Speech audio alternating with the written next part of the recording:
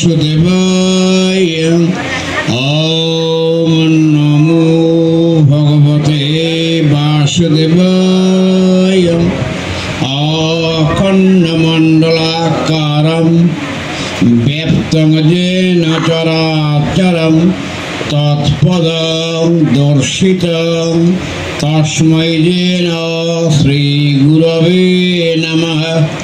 अज्ञानतिमिरान्धस्य ज्ञानाञ्जनशलाकया चक्षुर्मीलितं येन तस्मै श्रीगुरवे नमः। कृष्णाय वासुदेवाय हरये परमात्मने प्रणतक्लेशनाशाय गोविन्दाय नमो नमः। हे कृष्ण करुणा सिन्धु दीनबन्धु जगत्पते गोपेश गोपिका कान्तं राधाकान्त नमस्तते। वन्दे ब्रह्म शिवाराध्यं पञ्चतत्त्वस्वरूपिणां श्रीहरिपुरुषं वन्दे श्रीजगद्बन्धु सुन्दरम्।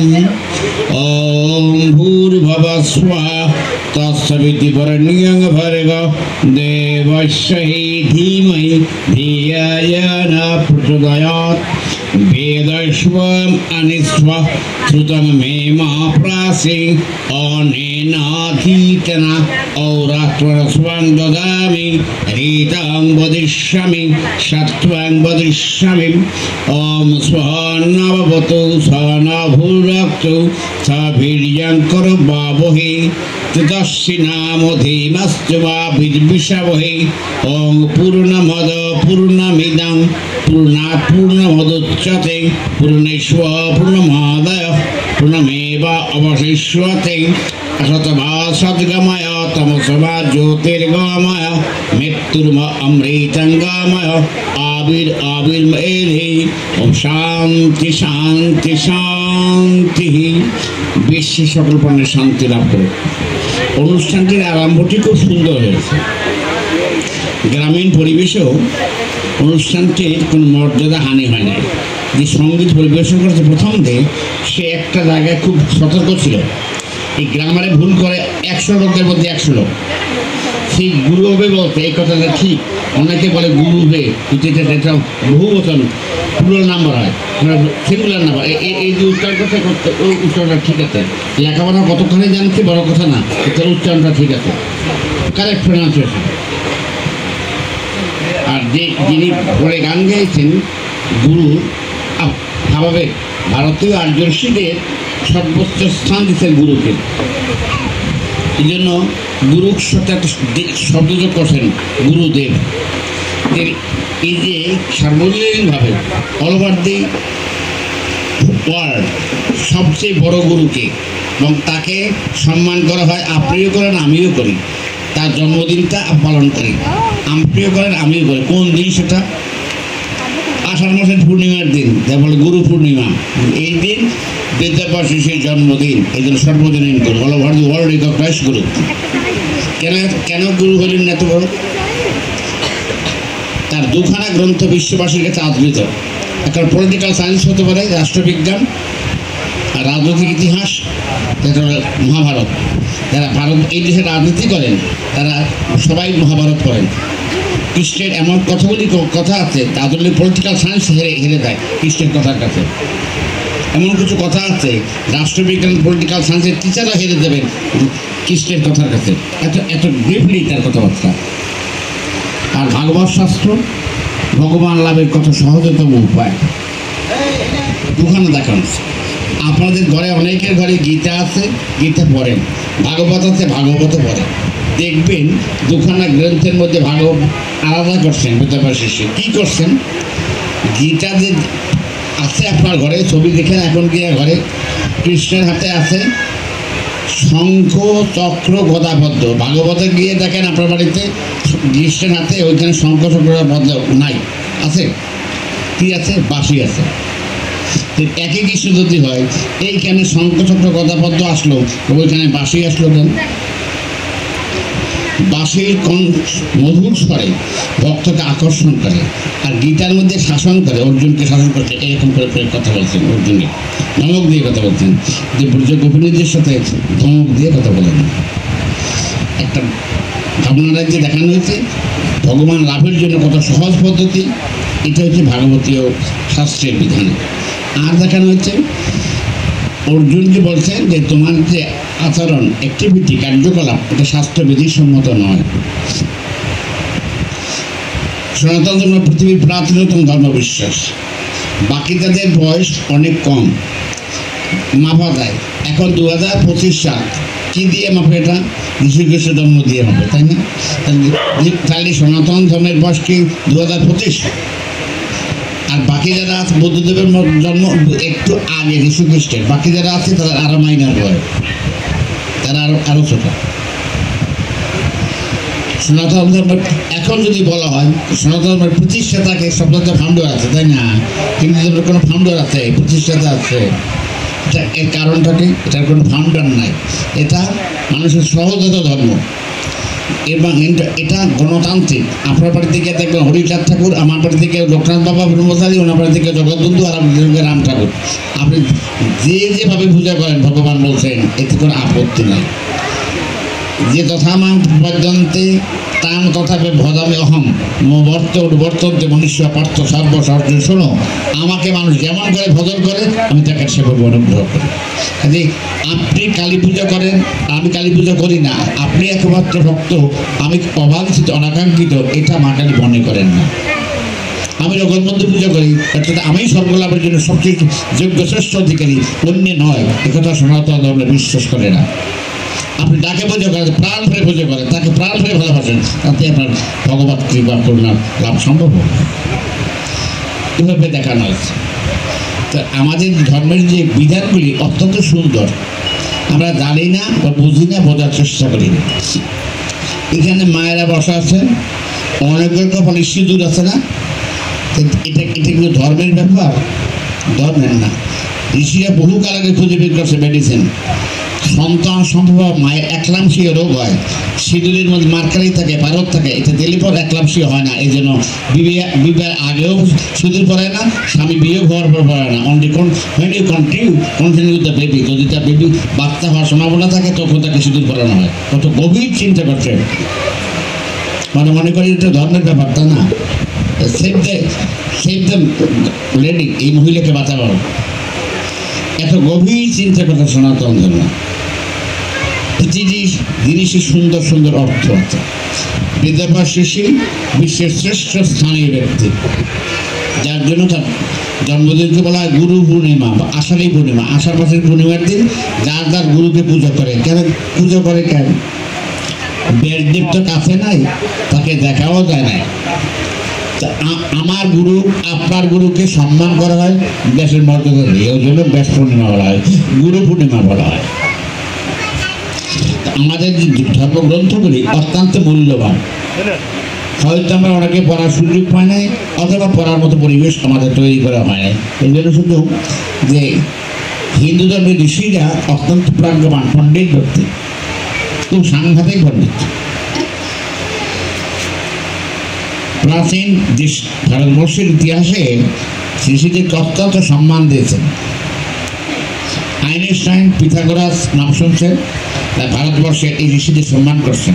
তাদের ম্যাথামেটিক্যাল ইমপ্রুভমেন্ট যেটা, সেই ম্যাথামেটিক্সটা পৃথিবীতে এর আগে, এখন যে শূন্য দেখেন না, শূন্য জিরো না, এই জিরোটা অঙ্কে ছিল না, এই জিরোটা চালু করছে এই ভারতবর্ষের লোকেরা। কারণ আমার এই লোকটার নাম আর্যভট্ট। অঙ্কে করতে গিয়ে জিরো লাগে, শূন্য লাগে, শূন্য ছিল না আগে, শূন্যটা উনি ব্যবহার করছেন। যদি ডানে দেন তাইলে তার মূল্য পাবে, যদি বামে দেন তাই মূল্য কম। মাইনাস জিরো বলা হয়, তাই না? প্লাস জিরো বলা হয়, মূল্যটাই। এই শব্দটা জিরোটা ব্যবহার করছেন আর্যভট্ট, তার নাম। তাই সনাতন ধর্মের আমরা মনে করি যে হয়তো আমরা সংখ্যায় কমে গেছি, এই জন্য একটু মানসিকভাবে আমরা অতৃপ্ত বোধ করি। আসলে কম না। বিশ্বের সবচেয়ে বড় মুসলমানের দেশে আমি গেছি, ইন্দোনেশিয়া, রাজধানী জাকার্তা, বালি দ্বীপে গেছি। 90% জনসংখ্যা বালিদ্বীপের হিন্দু অনেক অসংখ্য temple, so many temples road side, রাস্তায় অসংখ্য। কিন্তু এটা large state in the world, Muslim country, মুসলমানদের মধ্যে সবচেয়ে বড় দেশ হলো ইন্দোনেশিয়া। সেখানে বালিদ্বীপে আপনার কুয়ালালামপুর থেকে শুরু করে, কুয়ালালামপুর নাম শুনছেন না, মালয়েশিয়া, ওটা খুব বেশি দূরে না, সিঙ্গাপুর থেকে প্রাইভেট কারে দেওয়া যায় মালয়েশিয়া। ওটা হিন্দুর দেশ ছিল, নাম ছিল মান্দালয়। এই দেশটা আন্ডারে ছিল, পরীক্ষিত মহারাজার আন্ডারে ছিল এই দেশটা। হিন্দু দুর্বল, এটা পারিপার্শ্বিক কারণের জন্য আমরা দুর্বল হয়ে গেছি। তো বেসিক্যালি আমাদের ব্রেনটা দুর্বল না, ফিজিক্যালি আমরা উইক হয়ে গেছি। ব্রেন দুর্বল না, এখনো ব্রেনের অত্যন্ত। আপনারা লেখাপড়া জানেন, আমার সাথে কম জানেন না, বেশি জানেন। গত 2 মাস একটা মহিলা থেকে আসছে মহাকাশের, নাম জানেন মহিলা, হিন্দু মহিলা সুনিতা উইলিয়াম। 2 মাস থাকছে এই পৃথিবীর বাইরে গিয়া, আর 2 মাস পর ফিরে আসছে। এইটাকে সনাতন ধর্মের পড়াশোনার উপরেই তো এয়ারবেজ যেটা সাবজেক্ট আছে, জার্মানি পড়ানো হয় বেশি। এরোটিক ইঞ্জিনিয়ারিং জার্মানি পড়া হয়। এই দেশের বই নিয়ে ট্রান্সলেট করছে, করে বেড়াতো এরোটিক ইঞ্জিনিয়ারিং বই বানাইছে। বিমান শব্দটার বয়স বহুকাল আগে শব্দটা, এই যে এয়ার ইন্ডিয়া হোক আর বাংলাদেশ হোক আর ব্রিটিশ এয়ারের যাও, এই শব্দগুলি কিন্তু আমাদের কাছ থেকে ধার করে নেওয়া ওদের। আমাদের সম্পদ আমরা নষ্ট করছি, ওরা রক্ষা করতে পারছে, ওরা পারছে, আমরা পারি না। সনাতন ধর্ম অত্যন্ত প্রাচীন ধর্ম। এখানে অনেকগুলি কম্পার্টমেন্ট ভাগ আছে, শাক্ত, শৈব, সৌর, বৈষ্ণব, গাণপত্য, অনেক ভাগ আছে, অনেক কম্পার্টমেন্ট আছে, কিন্তু কারোর সাথে কারোর অমিল নাই। এটা রঘুনাথ বলছেন, নানা ভাষা, নানা বেশ, নানা পরিধান, বিবিধের মাঝে মিলন মহান। কোনো সাধুর দেখবেন মাথার মধ্যে জটা, হাতের মধ্যে চিমটা, একটা ত্রিশূল। আর কোনো সাধুর দেখবেন মাথা নেড়ে সাদা কাপড় পরা, হাতের মধ্যে করণ। এর মধ্যে কোনো পার্থক্য আছে? কিন্তু কুম্ভমেলা প্রায় 60 কোটি লোক হয়েছে। 60 কোটি লোকের মধ্যে কি একরকম পোশাক পরা? হিন্দু, সব হিন্দু, একরকম না। কুম্ভমেলা যে লোক হয়েছে 60 কোটি ইন্ডিয়া গভর্নমেন্টের হিসাবে, তাই সবাইকে একই পোশাক পরা। কারোর মাথায় ঠিকই আছে, কারোর মাথায় ঠিকই নেই, কারোর মাথায় জটা আছে, কারোর মাথায় ত্রিশূল আছে, কারোর মাথায় হাতে তিনটে আছে, নানান টাইপের মানুষ। সনাতন রঘুনাথ বলছেন, নানা ভাষা, নানা বেশ, নানা পরিধান, বিবিধের মাঝে মিলন মহান। এটা মিল আছে। আমাদের যে রামায়ণ গ্রন্থখানা, এইখানে পৃথিবীর প্রথম কাব্য, প্রথম কবি হল বাল্মীকি। প্রথম কবিতাটার নাম কি? এই যে বাংলা সাহিত্যে honours master degree, MPhil, PhD যখন পড়ানো হয়, তখন বলা হয় যে who's the first poet in the world, who's the first poet in the world, পৃথিবীর প্রথম কবিতা কোনটা বা প্রথম কবিকে, সেইখানে বাল্মীকি বলা হয়। কবিতাটার নাম কি? মা নিষাত্তমা শাশ্বতী সমা কুঞ্চি মিথুনা দেব কামা হিতাম। এটা হল প্রথম কবিতা। সাহিত্যে এখনো পড়তে গেলে এটা পড়তে হয়। আমি মুসলমান, হিন্দু, খ্রিস্টানের মধ্যে এটা বড় কথা না। নিজের পড়তে গেলে এই কবিতাটাকে পড়তে হয়, তাকে সাহিত্য পড়তে গেলে এটা পড়তে হবে। বাল্মীকি যে প্রথম কবি সারা বিশ্বে। এই যে এখানে কি গান গাইছে, গানটার মধ্যে আছে একটা সংস্কৃত শ্লোক বলছেন, পিতা স্বর্গ, পিতা ধর্ম, এই কথা বলছেন না, মোস্ট অনারেবল মাই ফাদার। এটা রাম প্রমাণ করেছেন। তাকে যখন টার্ন আউট করা হয়েছে অন্যের পরামর্শে সংসার থেকে বাইরে করে দেওয়ার জন্য, সে যদি রিভোল্ট করতো, রামের সেনাবাহিনী যদি রিভোল্ট করতো, তাইলে সে পারত এবং তাকে থাপড় দিত ভরত। কিন্তু বলছে না, পিতৃ আদর্শ অমান্য করবো না, আমি বড় ছেলে, আমার রাজ্য হারা যে বড় কথা না, কিন্তু পিতার মর্যাদা হোক, এইটা আমি চাচ্ছি না। আমার বাবার সম্মান অত্যন্ত দাদুর সে বন্ধু আছে। ফিরে আসার পর যে আচরণ করছে সেটা অত্যন্ত সুন্দর, এই পৃথিবীতে খুঁজে পাওয়া যাবে না। ফিরে আসছে, রাম কোথায় বনবাসে ছিলেন আপনারা নিশ্চয়ই কম বেশি জানেন। জায়গাটার নাম কি? দণ্ডকারণ্য। কোথায়? ভারতবর্ষের মহারাষ্ট্রে দণ্ডকারণ্য। এই দণ্ডকারণ্যে এইভাবে কেউ কম চিনবেন। আধুনিক যুগের পত্রপত্রিকা তারা পড়েন, তারা বেশি চিনবেন। নাম শুনছেন, একটা মহিলা ডাকাত শুনছেন, মহিলা ডাকাত ফুলন দেবীর বাড়ি গেছে এখানে। মহিলা ডাকাত ফুলন দেবী, তার বাড়িতে এই দণ্ড হয় রামের দেখান পড়েছিল সেখানে। ফিরে এসে রাম মায়ের কাছে দেয় নাই, সুমিত্রার কাছে দেয় নাই, গেছে যে মা তাকে সংসার থেকে বের করে দিয়েছে, এই মায়ের নাম কৈকেয়ী। সে গিয়ে প্রণাম করছে মাকে। তার যে ঘরে থাকে আবাসিক এলাকা, ওইটা অন্ধকার, কোনো লাইট এটাও। ভরতকে দেখে জিজ্ঞেস করছে যে এই ঘরটা অন্ধকার কেন? আমি বাড়িতে ঢুকে ব্যতীত হলাম, কৈকেয়ী মায়ের ঘর অন্ধকার কেন আমি তোমাকে প্রশ্ন করছি। ভরত উত্তর দিতে যে আপনি বনে যাওয়ার পর পাবলিক জনগণ আমার আর মাকে সম্মান করে না, যার জন্য আমিও তার থেকে দূরে থাকি, যেহেতু আমি তার গর্ভজাত সন্তান। বলছে তুমি জিজনার করছো, তুমি এখন রাজা, এম্পারার অফ দি কান্ট্রি, দেশের সম্রাট, আর তোমার মা হয়েছে রাজমাতা, মোস্ট অনারেবল, তার ঘর কেন অন্ধকার থাকবে?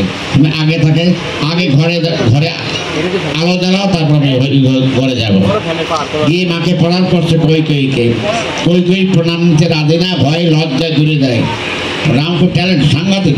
বলছে মা অনেকদিন পর তোমার সাথে দেখা, আমার অনেক পথ হেঁটে এসেছি, পেটে ক্ষুধা উঠে গেছে, জল পিঠা শুকিয়ে গেছে, বালতামের মুখে জল দাও। কৈকেয়ী জল তো একবার দিচ্ছে আর সারা সামনের কাছে। রামের এত জল ঘর প্রয়োজন নাই, বারবার বলে মা আমাকে জল দাও। যদি আমি বারবার মা ডাকি, তার সন্তান শুনে তার মধ্যে উদ্বোধিত হবে, আর তার যে মানসিক লজ্জা যে ব্যথা সেটা লাঘব হবে। এই যে কিছুক্ষণ আগে আপনারা গান গাইছেন পিতা স্বর্গ পিতা ধর্ম, কথাটা অত্যন্ত ব্যাপক। প্রাচীন ইতিহাসের মধ্যে এই কথাগুলি আমাদের আছে, কিন্তু আমরা জানি না, আমরা জানার চেষ্টা করি না। এটা আমাদের জন্য অযোগ্যতা। আমাদের অনেক রিচ ল্যাঙ্গুয়েজ আছে, প্রাচীনতা ভাষার মধ্যে সংস্কৃত ভাষা, এটা প্রায় বিলুপ্তির পথে। কিন্তু একটা গ্রাম আছে কর্ণাটকে যেখানে দৈনন্দিন জীবনে তার সংস্কৃত ভাষার কথা বলে। একটা গ্রাম আছে কর্ণাটক, ইন্ডিয়াতে, সংস্কৃত ভাষার কথা বলে। যে প্রাচীনতা ভাষার মধ্যে সংস্কৃত ভাষা অন্যতম। বাংলা ভাষার মধ্যে সমস্তই হয়েছে সংস্কৃত ভাষা। যেমন পদর থেকে যে পা, হস্ত থেকে হাত, এই যে সব সংস্কৃত ভাষা। হস্ত শব্দটা অপভ্রংশ হয়ে হাত হয়ে গেছে, পদর শব্দটা অপভ্রংশ হয়ে পা হয়ে গেছে। সমস্ত শব্দগুলি সংস্কৃত ভাষা থেকে আসছে। আমাদের যে সনাতন ধর্ম, এই ধর্ম অত্যন্ত প্রাচীনতম ধর্ম বিশ্বাস। এটা কারো কোনো প্রতিষ্ঠিত কোনো ব্যক্তির প্রতিষ্ঠিত মতবাদ না, মতবাদের সমন্বয়। যার জন্য দেখবেন আমাদের হিন্দুদের মধ্যে বহু দেবতার পূজা। আমার গুরুদেবের নাম শুনছেন, মহানাম ব্রত ব্রহ্মচারী মহারাজজি নাম শুনছেন, হয়তো অনেকে দেখছেন। তার শিক্ষাগত যোগ্যতা অনেক ব্যাপক। আমি ইউনিভার্স করতে 53 বছর আগে, 53 years ago I passed the master degree holder. কিন্তু আমার গুরুদেব দারুণে পাস করছে আমার জন্মের আগে, ফার্স্ট ক্লাস ফার্স্ট। আমি আমেরিকা, কানাডা, লন্ডন গেছি 10 থেকে 12 বার। আমার গুরুদেব যখন আমেরিকা পড়তে গেছে তখন আমি জন্মেই নাই,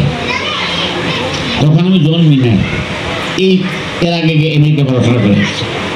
তাকে জিজ্ঞেস করছেন ধর্ম সবাই, you are Hindu but so many deities of Hinduism, তোমার দেশে অনেকগুলি দেবতা পুজো হয়, এটা কেমন ধরনের ব্যাপার? তোমার একটা দেবতা পূজা করা যায় না, আর তোমাদের দেবতার সংখ্যা এক মাসে 3-4টা দেবতা পুজো করা হয়, এইটা কি করে সম্ভব? এটা পসিবল? মহানাম নগরের উত্তর দিচ্ছে খুব টেকনিক্যালি এবং কড়া উত্তর দিচ্ছে। উত্তরটা দিচ্ছে যে আমি এখন তো আপনি আমার সঙ্গে কথা বলতেছেন শিকাগো শহরে, আপনার ফুল আমেরিকার মধ্যে কতটা চিঠির বক্স আছে, লেটার বক্স আছে, বছর সমানি অনেক কয়েক লাখ, সমানি ক্রোশ, অনেক কয়েক কোটি। আমার আপনি এই এনভেলপটা দেখেন, আমার এই এনভেলপটা আমি কোন চিঠির বাক্সে ফেললে এটা গিয়ে বুঝবে, এখানে অনেকগুলো চিঠির বাক্স কোনটা মাঝে হবে। বলছে যে প্রবলেম, এটা সমস্যা না, ইউ সয়েল লিটার বক্স বা সেন্টার অ্যান্ড লিমিটার, যে পাবে এবং যে পাঠাবে দুইটা ঠিকানা যদি ঠিক হয় তাহলে যেটি মিস হবে না। আমার দেবতার সাথে যদি কোটি কোটি হয়, যে কোনো দেবতার জন্য প্রণাম করলে আমার প্রণাম কেন ভগবানের কাছে পৌঁছবে না? আমাদের যারা গালাগালি করে না বুঝে তোমরা এতগুলি দেবতার পুজো করো, তাদের কথাটা সঠিক কথা নয়। এখানে বসা আছে বহু লোক, বহু মায়েরা বসা আছেন, তো সবাই এই এলাকার লোক, তো শাড়ি কাপড় কিন্তু রং দেখতে একজন একের সাথে মিল নেই। এগুলি কি শাড়ি না? এতগুলি মেয়ে বসা আছে, সবাই শাড়ি কাপড়ের রং কি একরকম? তাহলে এগুলি শাড়ি না? ভিন্ন ভিন্ন আঙ্গিকে আপনার সুত ছয়ের রুচি অনুসারে আপনি শাড়ি কাপড় কিনতেন। আপনি কালী পূজা করেন আর বাসন্তী পূজা করেন, উনি দুর্গা পূজা করে, দোষটা হইল কথা। আপনি কালী পূজা করেন, আমার বাড়ি বাসন্তী পূজা হয়, ওনার বাড়িতে দুর্গা পুজো হয়, ওনার বাড়িতে জগদ্ধাত্রী পূজা হয়। পূজার মন্ত্র মূর্তি প্রায় কাছাকাছি, তাহলে কি দোষের কিছু? এটা ভগবানকে লাভ করার জন্য যেটা থাকা দরকার অন্তরে যে ভক্তি ভাবনা, এই শিক্ষা দিচ্ছেন ভাগবত শাস্ত্র। গীতা শিক্ষা দিচ্ছেন কি? ভগবান লাভের পদ্ধতিটাকে, ল অ্যান্ড অর্ডার। ভগবান লাভ করার জন্য আপনার প্রথম প্রয়োজনটা কি? এই প্রয়োজনটা একটু হার্ড, কঠিন। যে মানুষ জীবনে দুঃখ সহ্য করতে পারে না, তার জীবনে ভগবান লাভ সম্ভব না। এটা কেন হলো?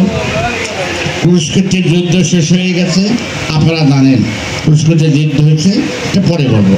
ঘটনাটার ক্লোজিংটা আমি বলি। যুদ্ধ শেষে কৃষ্ণ গিয়ে বলছে পিসিমায়ের কাছে, পিসিমা হলো কুন্তী দেবী। পিসি হলো কি ভেবে? বসুদেবের আপন বোন। বসুদেবের আপন বোন হয়েছে কুন্তী দেবী। তাকে গিয়ে বলছে, পিসি এখন তো তোমার কোনো দুঃখ দুর্দিন নেই, এখন আমি চলে যাই, যখন তোমার দুঃখ দুর্দিন এরকম আসবে তখন তুমি আমাকে ডেকো, আমি সাথে সাথে চলে আসবো। বলছি, বাবা কথাটি বুঝিনি, তুমি একটু বুঝিয়ে বলো। বলছে, এখন তো তোমার দুর্দিন নেই, দুঃশাসন এত অভদ্র, অর্জুনকে মারার জন্য, পাণ্ডবদের মারার জন্য এমন কোনো পথ নাই, তা ব্যবহার করে না ওরা। আমি যদি সাথে না থাকতাম তাহলে অর্জুন মারা যেত, আমার সামনেই বেড়াইত। অশ্বত্থামা তীর মারছে, যেটা কোনো অভ্যর্থ, অর্জুন মরবেই মরবে এমন করে মারছে। আমি ছিলাম রথের সামনে, ড্রাইভিং করতেছিলাম না। আমি সঙ্গে সঙ্গে দেখলাম যে অর্জুন করতে বাঁচানো যাবে না, আমি পা দিয়ে একটা ধরে একটা চাপ দিলাম। চাপ দেওয়ার সাথে সাথে রথ বসে গেল, অর্জুন মাথার উপর দিয়ে অশ্বত্থামা তীর চলে গেল। এইরকম দুর্যোগ থেকে আমরা দিয়েছি। ওদেরকে বিষ পান করানোর ব্যবস্থা করা হয়েছে, ঘরের মধ্যে বসে ঢুকে আগুন দিয়ে মারা হবে, সমস্ত ব্যবস্থা আমার জানা আছে, সব থেকে সেভ করছি। আমি এখন চলে যাই, আবার যখন প্রয়োজন দেখা দেবে তুমি ওকে ডাকবে, সাথে সাথে আমি চলে আসবো। কুন্তী বলছে, না, বিপদ নৈব বিপদ, সম্পদ নৈব সম্পদ, বিপদ বিশ্বানাং বিষ্ণু, সম্পদ নারায়ণ স্মৃতি। আমার কাছে সবচেয়ে বড় সম্পদ তোমার অনুগ্রহ, তোমার কাছে আমার কাছে থাকা। যদি সম্পদ দাও আর আমি কোনোদিন তোমার প্রয়োজন মনে করবো না। অর্থবিত্ত থাকা ভালো, কিন্তু অহমিকাবোধ থাকা খুব খারাপ। অর্থবিত্ত মানুষের জীবনের জন্য অপরিহার্য প্রয়োজন, কিন্তু অহংকার যদি একবার মানুষের মধ্যে ঢুকে, তাকে আর সেভ করার কোনো উপায় নেই। তার বিপর্যয় ঘটবেই ঘটবে, কোনো উপায় নেই তাকে সেভ করার। বলছে, বিপদ নৈব বিপদ, সম্পদ নৈব সম্পদ, বিপদ বিশ্বানাং বিষ্ণু, সম্পদ নারায়ণ স্মৃতি। আপনারা যে যেখানে আছেন, যার যার সাধ্যমতো প্রতিদিন ভগবানকে স্মরণ মনন করা আমাদের নৈতিক দায়িত্ব। আপনি দীক্ষা নিচ্ছেন কে নেন, ওইটা বড় ফ্যাক্টর না। ভগবানের স্মরণ মনন করতে আপনার সময়ও চেষ্টা করলে পারাও যাবে, কিন্তু আমরা তো করতে চাই না। এটা আমাদের জন্য একটা বিশেষ অযোগ্যতা। আপনি যা পারেন তাই পারেন, গীতা পড়তে গেলে আপনার ভুল হবে এই ভয়ে পড়েন না, তাই না? গীতা পড়তে গেলে ভুল হবে এই ভয়ে পড়েন না। আপনি পড়া শুরু করেন, আরম্ভ করেন, ভুল হলে কিছু দায় আসে না। শ্রীমান মহাপুরুষ শ্রী চৈতন্যদেব সন্ন্যাসী হওয়ার পর দক্ষিণ ভারতে গেছে। দক্ষিণ ভারত বোঝেন কর্ণাটক, ব্যাঙ্গালোর, চেন্নাই, এগুলি সাউথ ইন্ডিয়া, দক্ষিণ ভারত। উপরটা ভারত মহাসাগর, উপরটা হচ্ছে শ্রীলঙ্কা, এরপরটা হচ্ছে ভারতবর্ষ, মাঝখানে ভারত মহাসাগর। সেখানে গিয়া শুনছে এক লোক গীতা পাঠ করে, তারপরে তার একটাও শুদ্ধ না, একটাও ওয়ার্ডও না, অধ্যায় পড়ার দূরের কথা, তারপরে একটাও ঠিক না, কিন্তু দৈনিকই পড়ে। যারা আশেপাশে থাকে তারাও শোনে। শোনার পর বলছে যে ভাই, আপনার সংস্কৃত ব্যাকরণ জ্ঞান কম, অক্ষরটাও ভালো করে বোঝেন না, আপনি যা পড়েন এটা আপনি এককভাবে গিয়ে ঘরে পড়েন, বাইরে এরকম করে অশুদ্ধ উচ্চারণে পড়াটা ঠিক না, ঘরেও গিয়ে পড়ে। উনি কোনো কথাই শোনেন, পড়তেই থাকে ডেইলি। মহাপ্রভু যাওয়ার পরে বলছে, প্রভু আমাদের এই এলাকায় এক লোক গীতা পাঠ করে, যা পরে অজস্র ভুল, একটা শব্দও ঠিক না। মহাপ্রভু নিজে গেছে, গিয়ে বসে আছেন ওই গীতা পাঠকের কাছে। পাঠ শেষ হওয়ার পর জিজ্ঞেস করছে, তুমি এতক্ষণ যে গীতা পড়লাম ভুল না শুদ্ধ বলো তো? যে ভুল। ভুল পড়া কি ভালো? না, ভুল পড়া ভালো না তা তুমি বলো, সেটাই পড়ো কেন? কাজে আমার পড়া ভুল না শুদ্ধ এটা নিয়ে আমার কোনো দরকার নেই, ওটা আমার দরকার নেই। বলছে কী দরকার? আমি গীতা পড়তেই থাকি। যখন আমার চোখের সামনে ভেসে ওঠে অর্জুন হাঁটু করে বসে আছে কৃষ্ণের চরণ তলে, কৃষ্ণ আশীর্বাদ করছেন মাথা হাত দিয়ে, এই ছবিটা না দেখাবে যে পড়তেই থাকে। মা বললেন, তুমি গীতা পাঠের যোগ্য অধিকারী, প্রতিদিন ভগবত দর্শন। লেখাপড়া কম জানেন, এই জন্য ভয়ের কোনো কারণ নেই। এতে আপনারা এত ভয় কিসের? যা পারেন তাই করেন। গীতা শেষে বলাও আছে, যদক্ষরম পরিভ্রষ্টং মাতৃহীন যদ ভবে পূর্ণং ভবতু তৎপ্রসাদ জনার্দন। আমি এতক্ষণ যে গীতা পাঠ করলাম, যদি কোনো ভুল হয়ে থাকে তুমি পূর্ণ করে দিয়ে তুমি গ্রহণ করো, এই শব্দটাও লেখা আছে। আপনি যে পড়ছেন ভুল হয়েছে, এই জন্য ভগবান আপনার কথা গ্রহণ করবেন না, এরকম কোনো কথা নাই। আপনার এই জায়গায় কী আছে সেইটা ভগবানের জানা দরকার। এই জায়গা যদি কিছু না থাকে, আমি টেলিভিশনে গীতা পাঠ করছি 30 বছর, রেডিওতে করছি 30 বছর, সকাল 7টা বিষয় করছি রেডিওতে, আর 5টা বিষয় করছি টেলিভিশনে। আমি স্বর্গে যাব এইরকম নিশ্চয়তা দেওয়ার অধিকার আমাকে দেওয়া হয় না।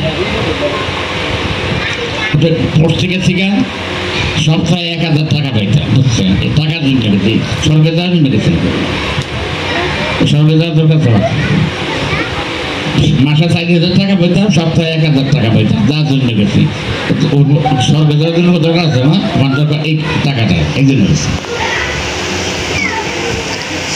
ভিতরে যদি আপনার অনুভূতি থাকে, ভগবান ক্ষমতা গ্রহণ করবেই করবে।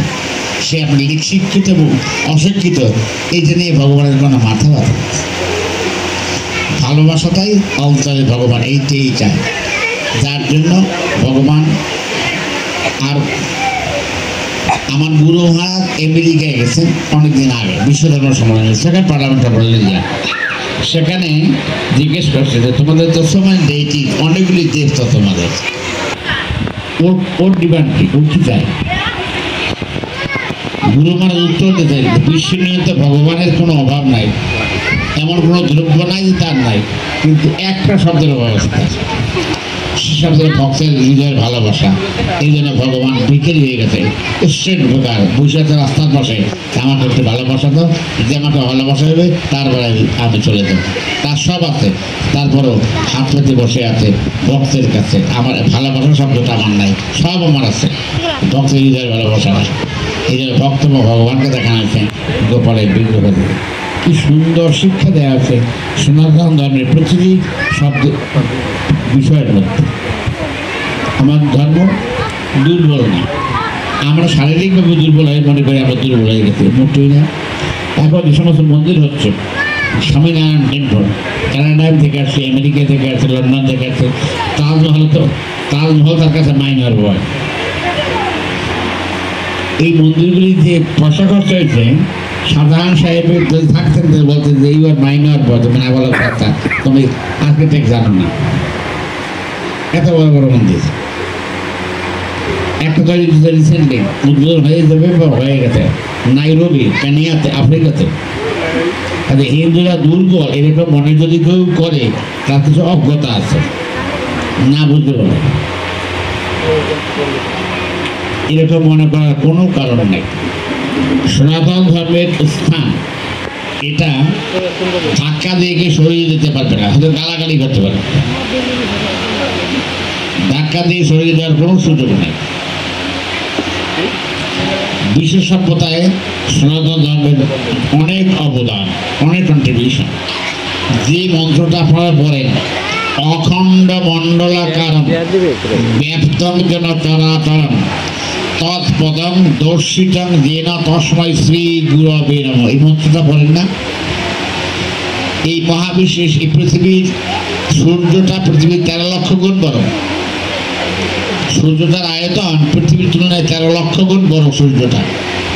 এইরকম পৃথিবীতে আমরা যে বসবাস করি, এরকম হাজার হাজার লাখ লাখ পৃথিবী আছে মহাবিশ্বে।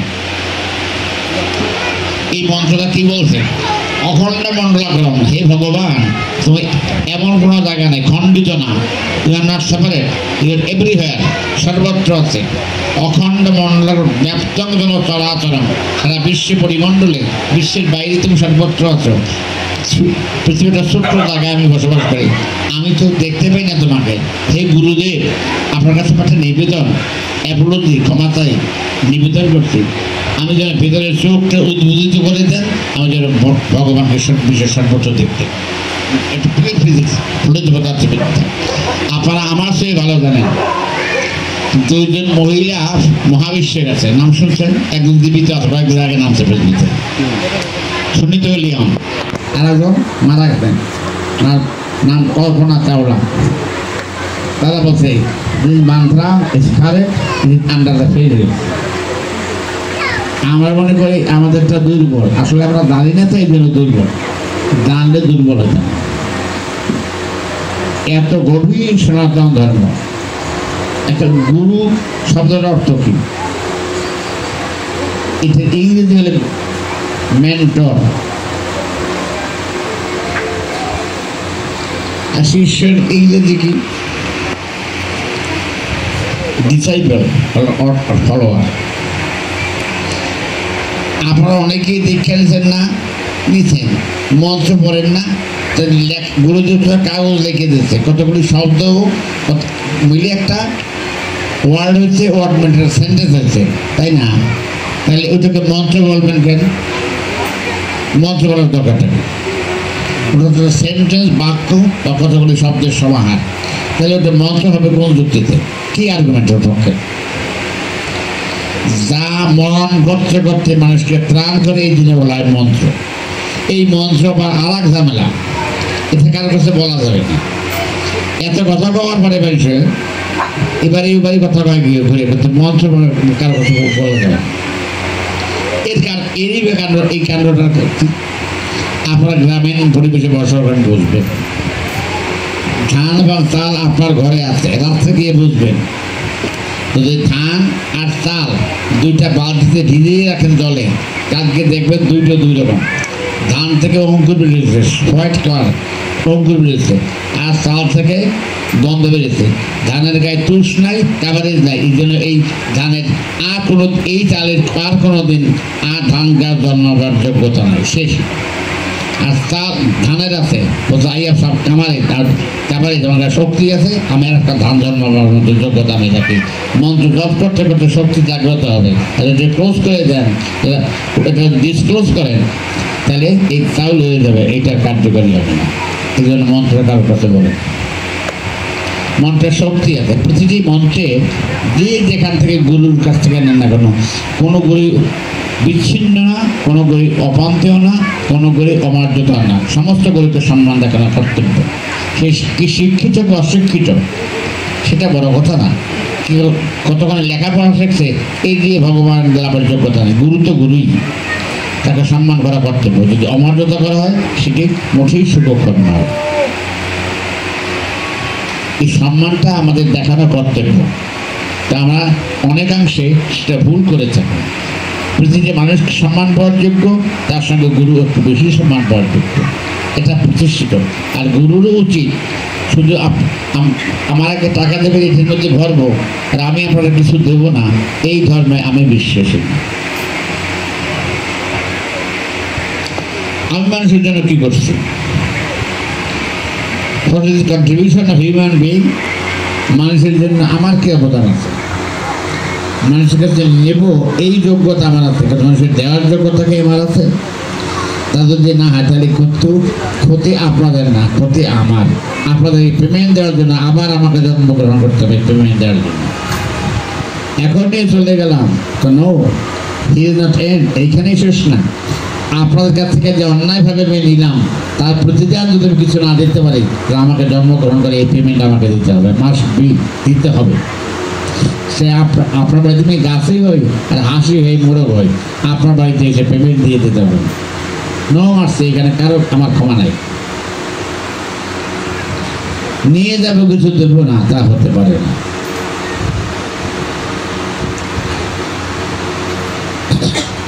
দুই জায়গায় গুরু লাগে না। কোন কোন জায়গায় গুরু লাগে না? পৃথিবীতে দুইটা জায়গা আছে যেখানে গুরুর প্রয়োজন নাই। কোন জায়গায় দুইটা? একটা হচ্ছে খাওয়া, কিন্তু গরুর বাচ্চা জন্ম সকালবেলা, বিকেলবেলা ঘাস খায়, কেউ শিখিয়ে দেয় না, যেটা ঘাস খায় শিখিয়ে দেয়, ও নিজেকে পাতা খায়। কেউ শিখেছে? গরুর যে গাভীর শিখিয়েছে তুমি কি পাতা খাই গেছো? বাচ্চা জন্মাবার পর মায়ের বুকে দুধ খায়, এটা কেউ শিখেই দেয় না, বাই বর্ন ক্যারেক্টার, জন্মগত ভাবে। আর কোন জায়গায় গরু লাগে না? তখন ইংরেজি বলে টিনেজ, বয়স সন্ধি, তখন ছেলে বা মেয়ে যেই হোক না কেন সংসার জীবনের যে পুরুষের যে বায়োলজিক্যাল ফর্ম তাকে তৈরি করে দেয়। এইখানে কারো কোনো ট্রেনিং সেন্টার নাই, শরীরের গঠনই তাকে বলে দেয় তাকে এখন সংসারী করা প্রয়োজন, মা বাবা বুঝেই তাকে সেইভাবে তাকে তৈরি করে। দুই জায়গায় গুরুর দরকার নেই, বাকি সব জায়গায় গুরুর প্রয়োজন। এমন কোনো জায়গা নাই যেখানে গুরুর প্রয়োজন নেই, সেই দুইটা জায়গা ছাড়া। বিদ্যাবাসী সার্বভৌম গুরু বলা হয়, সর্বজনীন গুরু, যার জন্মদিন আষাঢ় মাসের পূর্ণিমার দিন। এই দিন যার যার বাড়িতে গুরু মূর্তি আছে সে সেদিন একটু ফুল একটু চন্দন দিয়ে তাকে প্রণাম করে, যদি পারে ওর ফল মিষ্টি বা তার সাধ্যমতো ভোগ দেয়। কিন্তু ওই দিন একটা ফুল চন্দন দিয়ে অন্তত গুরুকে প্রণাম করা কর্তব্য। ওনার উপস্থিতি নাই বা থাকুক, তার ছবি বা মূর্তি আছে, এটাকে করা উচিত। এই জন্য গুরু পূর্ণিমা এই প্রচলনটা করে গেছেন প্রাচীন ঋষিরা। আর আমাদের শাস্ত্রে গুরুর একটা বিশেষ মর্যাদা আছে। হিউম্যান বডি মনে করে না, গুরু কিন্তু মনুষ্য জ্ঞান করতে হয়, তাকে দেবতার মতো মনে করে, যেন গুরুদেব বলা হয় সব কিছু। অন্য কোনো জায়গায় দেব বলা হয় না, কিন্তু একটা জায়গায় গুরুদেব থাকে। সনাতন ধর্মের অত্যন্ত ব্যাপক অন্য বিষয়। মহাপ্রভু কথা আমি কালকে বলবো, জগৎবন্ধুর কথাও বলবো। আর আপনাদেরকে অনুরোধ করবো, যার যার সন্তান সন্ততি আছেন সকালে বা সন্ধ্যায় ঠাকুর ঘরে গিয়ে এটা প্রণাম করার চেষ্টা করবেন। এটা কিন্তু প্রতিবেশীরা করেন, আমরা করি না। প্রতিবেশীরা দেখবেন 5 বার নিয়ে যায়, আমাদের ছেলে একবারও একটা প্রণাম করে না। এটা মোটেই সম্মানজনক নয়। আমি যদি আমার সন্তান সন্ততি কিছু না শিখাই, যা কেউ শিখিয়ে দেবে এমন দৃষ্টান্ত না।